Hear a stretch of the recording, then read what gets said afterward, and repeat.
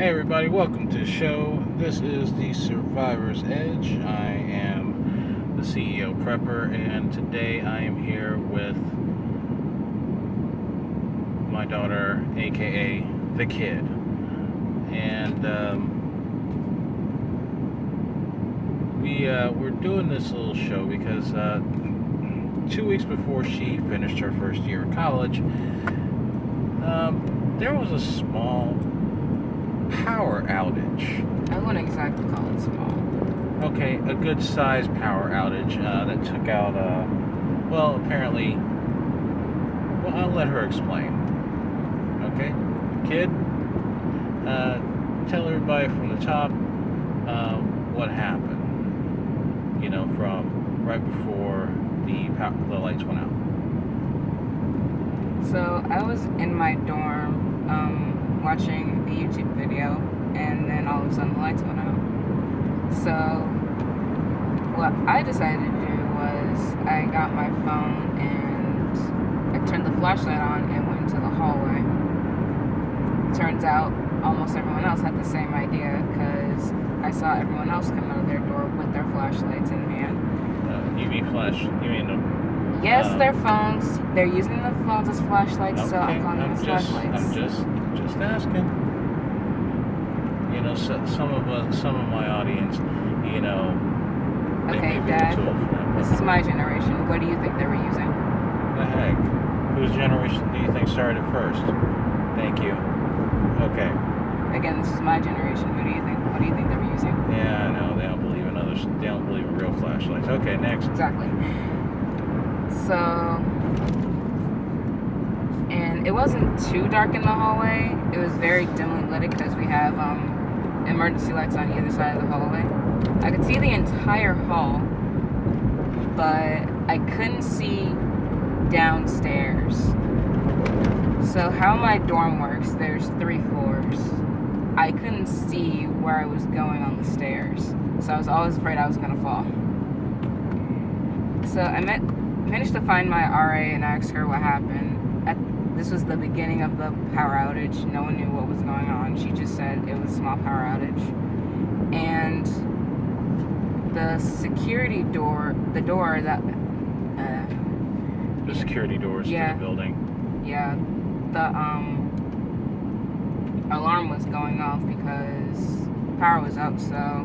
Doors couldn't lock. Yeah. So we had to keep the doors open, and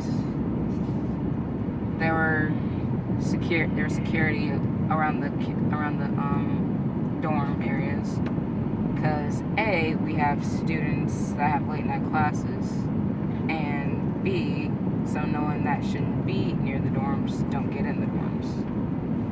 Okay. Now, what was everybody's initial reaction? Was it just a lot of confusion? It was basically confusion, and a lot of people kept saying, "What the hell?" Okay. So were there any panicking? Was there any panicking? Obviously, there usually is, but was there any panicking from your fellow students there? Not really. Oh, okay. Most of them, when they heard it was just a small power outage and it'd be fixed that night, most of them just started playing hide and seek in the dark and just scaring other people in general. Okay. So nobody did anything stupid? Pretty much, no. Good. So what did you do after you talked to your RA? So I called you, and I went to go get my bag that was hiding under my desk. Now, for those of you that are wondering, I sent her to school with a get-home bag. And for those of you that have been following our channel for a while, the get-home bag, or GHB, is that bag that's basically got enough gear in it to get you either home or to a safe place of refuge in 24 hours or less. So I made sure I sent her to school with one. For those of you that don't know what a get home bag is, go ahead and check out the video in the timeline feed, and you'll find out what we put in there and everything else. Okay. So you got your get home bag. Okay. Continue. And so I found the lantern, so I opened that, and my God, it is bright. It's the general idea. Yeah, didn't expect it to blind me the first time I opened Okay. Contrary to popular. it. Though it did work. Yeah. Contrary to popular belief, you probably don't want to stare into the light. There. Yeah. So this was a chance for her to test out a lot of stuff that was in that bag. I mainly just went through it, and he told me to get my hand crank radio. Yeah, because, I figured, people on the ground that are in the same situation with you may not have all the information or correct information. So, using the hand crank radio, you would be able to get news from outside the affected area. Yeah, but when I turned on the radio, it was mostly static. I could hear a few voices, but I really couldn't understand it because it was covered by static. Well, that's because the radio's an analog. You actually have to tune it. Yeah. Old school style. Yeah, I know. I tried. You gotta try a little harder though. And make sure it's on FM, not I know. Or try it on AM. Either way, you should. I just tried it on FM because I knew that works. Okay, well, AM works too. Just don't have as many stations on there. So you tried the hand crank radio, and I had you try these glow sticks that I put The in that cheapest glow sticks you could find, I swear. bag. Okay. Yeah, they are the cheapest glow sticks I could have found. They but did nothing.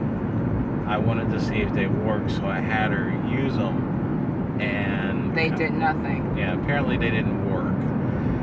I'll tell you why. I'll tell you how they didn't work. I got one, I shook it up, I did whatever you were supposed to do, and then I went downstairs to the basement, and then I threw it in the doors. I saw nothing. I saw that glow stick and nothing around it. Okay, so when she told me this, I waited till she got home from school, and then we actually tested some of these other glow sticks that were They worked so much better. Yeah, we'll do a video on these particular glow sticks that did not work versus the ones that actually did work. And it actually gave us an opportunity to see which ones worked, which ones didn't work, and how we were going to go about changing some of the stuff that we use. So that was one of the major things that we were glad to be able to test out with this emergency. Okay, so what else happened after that? I mean, she called, besides calling me, and I called her mom to let her know what was going on, and in typical mother fashion, she freaked out.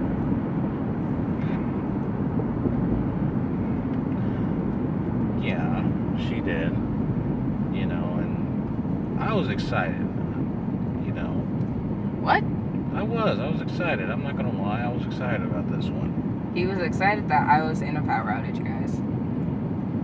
Hey, I looked at it this way.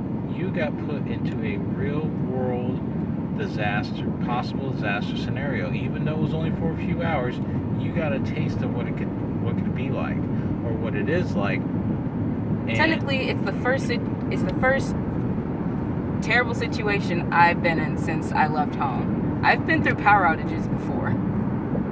okay, but on your own. Yeah. And this time you actually knew what to do. You had gear with you to help you out. And my first instinct was to call you. That was good instinct. But hey, I actually, helped walk you through it. I kept a cool head, kept calm, and just, okay, do do this, do this, do this. You know. The first thing he had me do was to go outside and see if I could see any traffic lights, see if any of the traffic lights were working. They weren't. It was completely dark, except one house that still had power. It was the only house that had power. Apparently. It was the only one that had power. Okay. Because I could see the lights from the windows. Okay. They weren't doing a good job at hiding they had power, but they had power. Okay. So here's what we learned in that one. The area, it wasn't just that campus that was affected. It was the whole area. I know downtown was dark too. Okay. Now now the house that had power, I'm gonna guess they had like an emergency generator or a backup generator. They probably did. Well, that was the only way they could keep power while everybody else lost power. So the one lesson that I think everybody should take away is if you suddenly realize that your neighbors and pretty much everybody around you is without power except for you because you have an emergency backup generator, hide the fact that you have that power. Use blackout curtains. Yeah, like we got those solid blackout curtains. Use those, which are great, by the way. Keeps our house dark all the time. And I love it. Now here's the thing. What happened when people realized that you had that lantern? Oh, fun. So two of my friends were actually downstairs because one of them, she works as a check-in person. So if the girls and the guys want to see each other, they check in with her first. Mm-hmm. So one of them came to my dorm and asked to see the lantern so they could play a game of Magic. Now, Prepper Nation, I'll just let you know, I told her do not give that lantern up. And I did not. Simply because in a situation like that, if you have something that somebody else wants, the chances of you getting it back after is absolutely zero. Yeah. Or very, very slim. So zero. Yeah. But keeping in contact, communication was key. She kept a very cool head. She did not panic, which was good. So anything else that happened? So I went to talk to my RA again, found out that one of the transformers caught fire. Okay, yeah. And a few fire trucks, police officers, they zoomed past the school, so after I found that out, I kind of just went back to my dorm, locked myself in my dorm, and just stayed in there for the rest of the night. So basically you bugged in. Basically. Okay. So what, so you got a bug-in situation. How long was it until the power was restored? The power went out around 10:40, I believe. Okay. And when it came back on, it was 2 in the morning. Okay. So roughly a few hours. Yeah. Okay. It was a few hours long. And since I knew I was okay in the situation, I fell asleep. And your roommate was not in... My roommate was in a different state when this happened. Okay. Alright, so she did not experience the blackout. So how do you feel, having experienced this blackout versus like blackouts at home? Well, since I was by myself, it was really different because my mom's usually the one that takes charge. So being alone, I had to take charge, and it was a new feeling. I started thinking, is this what Mom felt like when we first had a blackout? Well, usually people feel the same, roughly about the same, unless they're prepared for such events. Now, I know when we first started talking preparedness and preparing for emergencies and things like that, you paid attention, but you kind of like the typical teenager. Yeah, okay, whatever. No. Hey, I paid attention. You did pay attention, but you never thought you probably thought you'd never even have to use this stuff. What the hell?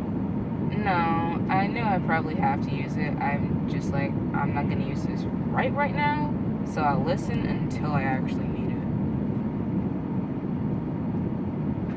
I'll listen, but in case I need it, I'll know what I need.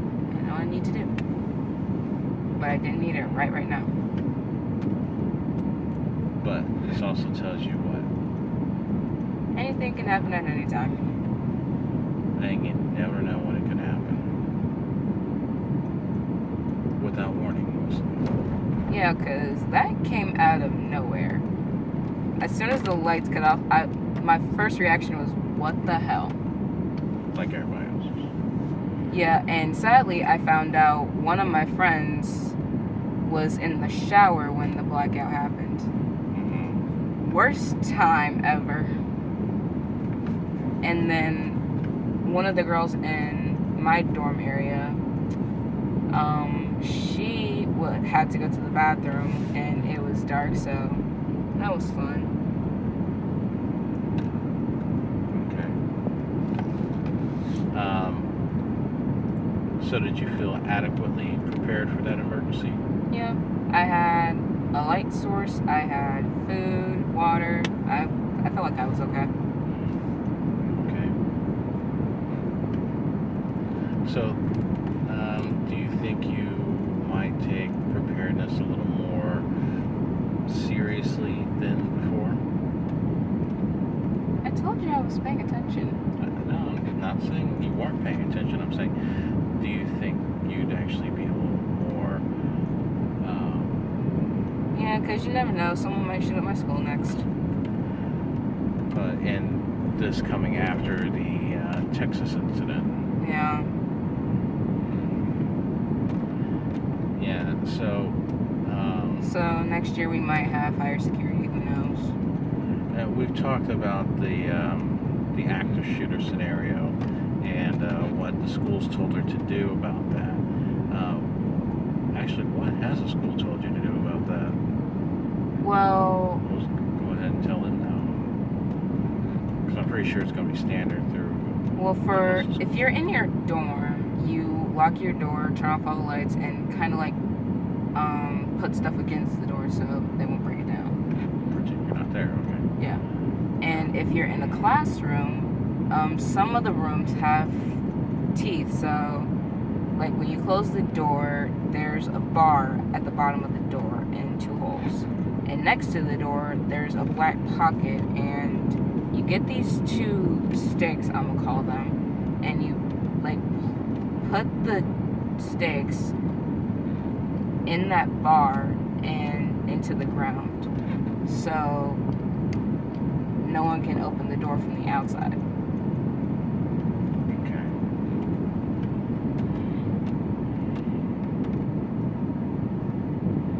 So basically you're barricading yourself in a room. Yeah.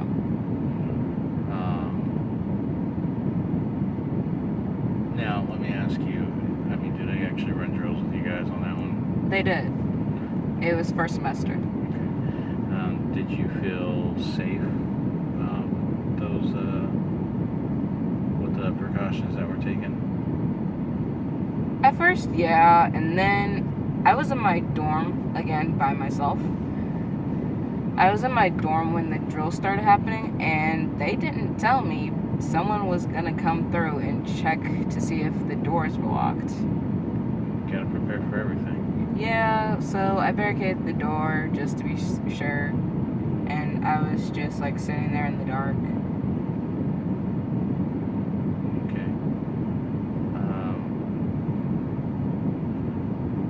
So, as you can see, interesting end to first year away from home in college. And of course, we're going to go through and see what else she needs in her bag, and replace anything else she might need. Other than the glow sticks? Other than glow sticks. Actually, we already replaced the glow sticks that she went to school with. We replaced those already with better glow sticks that we've already tested out. More efficient. Very, very efficient, and they work very well. We also put some electronic or battery-powered glow sticks in, actually, not just her bag, but a lot of our bags. So we have both chemical and battery-powered glow sticks, in case we need them. Now you have multiple different light sources. You had lots of food to last you a while, lots of water to last you a while. What do you think would have happened if the blackout lasted longer than a few hours? Let's say it lasted a week. Well, since the cafeteria, they lost power too, so nothing would have worked, and all the food would have went bad. Other than finish finals, I'd probably have to call you and tell you, hey, I need to get picked up. Which actually my mom kind of did. She called one of my relatives and said, hey, can you pick her up from school? Oh, during the power outage? Yeah. My mom called one of my relatives and said, you guys need to pick her up. Something happened at school and she needs to be picked up. You guys have relatives up there? No, I don't have relatives up there. Oh, that's funny. So, anyways, but wanted to give you guys kind of a peek inside how Generation Z kind of handles an emergency.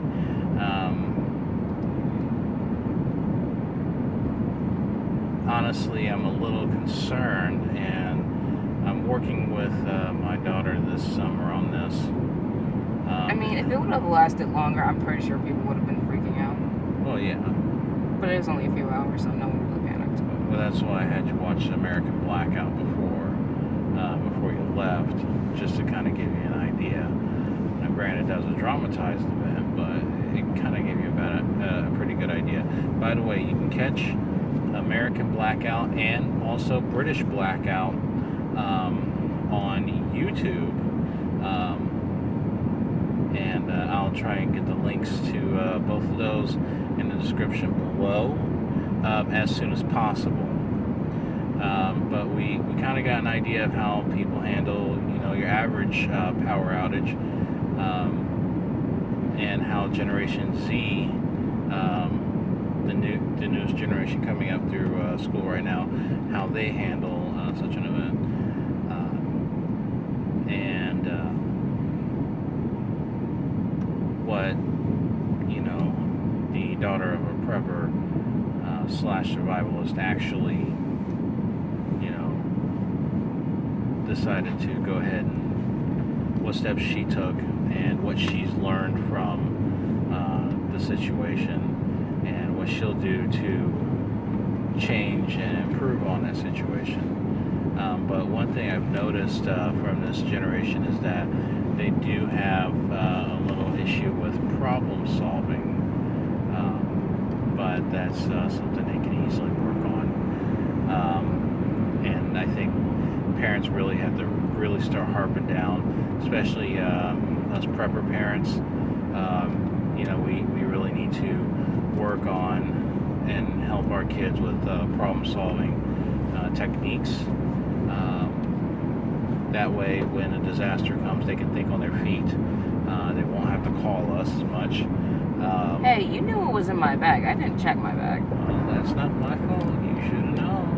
Yeah, because I was going to open my bag in front of my roommate. Yeah, that makes sense. Well, she wasn't there. But anyways,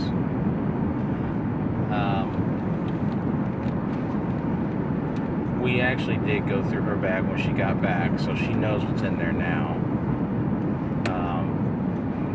That's why I was like, you should have gone through it beforehand, but she said she didn't have a chance to, so